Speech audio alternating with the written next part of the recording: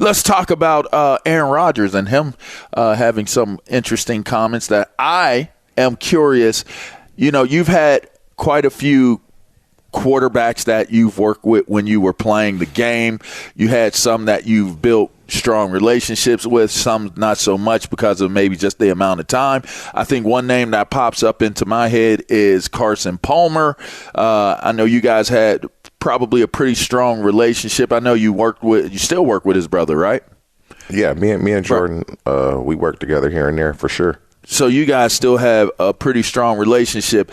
If your quarterback had this to say when you went to another team and he was on another team, and you know, which we'll get to the sound of what Davante Adams had to say as well with the new TV series, the Netflix Receiver, it debuted. But this was a curious soundbite from Aaron Rodgers, and I would love knowing what your relationship has been with you know, as mentioning Carson Palmer.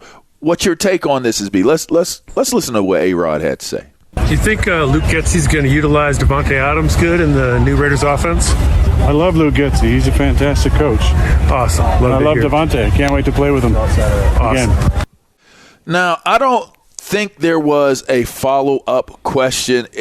There should have been one, and I would have hoped there would have been one, and I hope that maybe it surfaces later that there was one, TJ. But just with that soundbite right there of the reporter asking him about how Davante Adams what he thinks about how he'll be used, and Aaron Rodgers gave praises to Getsy, but also made mention of the fact that he couldn't wait to play with him again. That sounds like, I mean, some people could say that could be tampering. That could be a lot of different things. What's your take on it, knowing guys have relationships? You as a former guy, y'all build relationships between one another. What do you think happened here?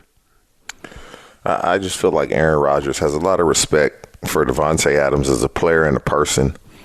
I don't think too much of if Garrett Wilson, he solidified with the Jets.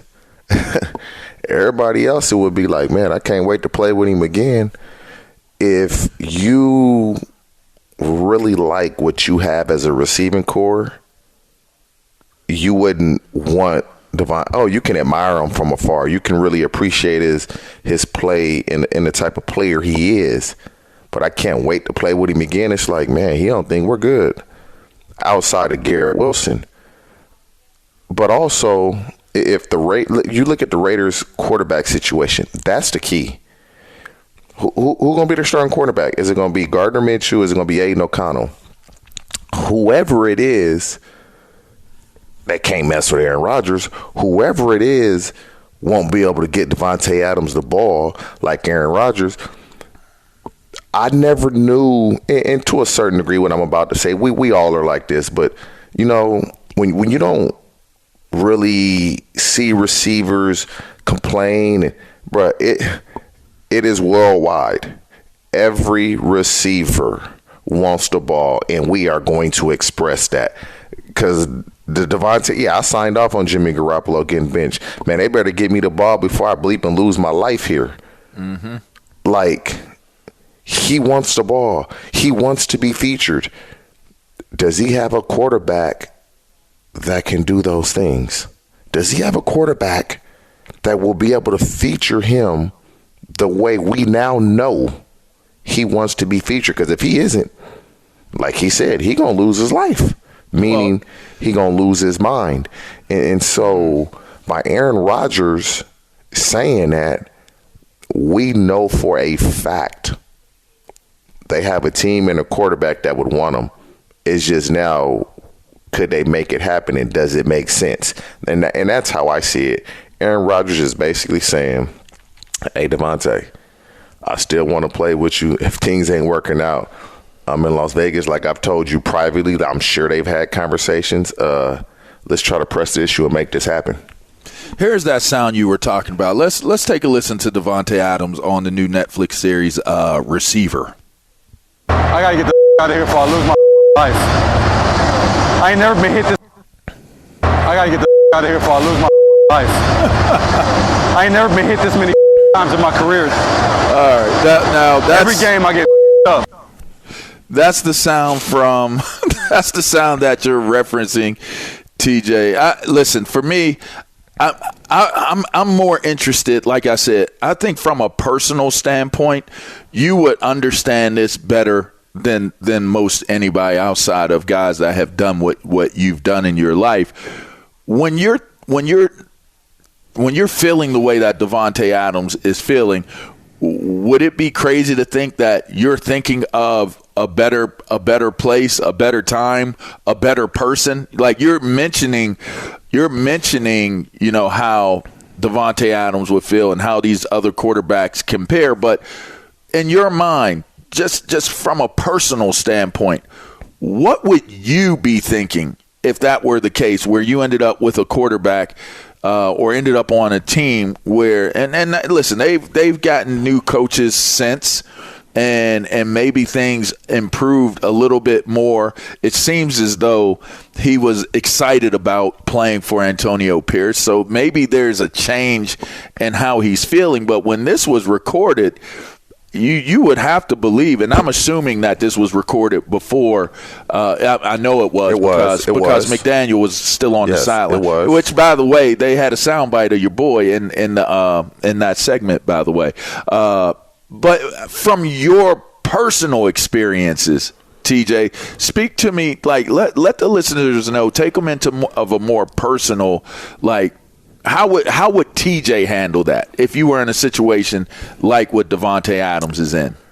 I mean, if I'm being honest, I don't know how I would handle it. Me being myself, you'd be upset for sure. You'd be upset because if you get 10 to 12 to 13, 14 targets a game, that's a lot. 8, 9, 10 catches a game, that's a lot. But when you think about the total plays per game and your opportunities, it's really a small amount. So you have to make the most of every opportunity you're given in each game, because from a percent base, you don't get many. You're going to run, let's say, 55 to 70 snaps a game offensively. And so you're getting such a small percentage of opportunities. But this is the thing. If you're Davante Adams, your entire career, you play with Aaron Rodgers, one of the best quarterbacks to ever do it. You leave and get traded to the Raiders. And part of that, I believe he knew Aaron Rodgers wanted out. He was on his way out. And so Jordan Love is going to be the quarterback. And then you see how Jordan Love has played? Yes. He has improved. And he see what he has in Jimmy G and Aiden O'Connell last year and Gardner Minshew and Aiden O'Connell this year. He kicking himself in the you know what. He's like, I read the situation wrong. I read it wrong. Now, if it is true, I believe he said he told the Packers, I want a new deal. They offered him $17 million a year. It was so disrespectful. Offended. Yeah, he was offended. So I get it. At the end of the day, we want to win. We want to play well. We want to be on a good team. But we want to get paid. But I want to be compensated. $17 million a year. Man, you might as well slap me in my face and tell me to do something about that. Like, that's how disrespectful that is. And keeping in mind, at the time, he is possibly the best receiver in the game at that moment in time.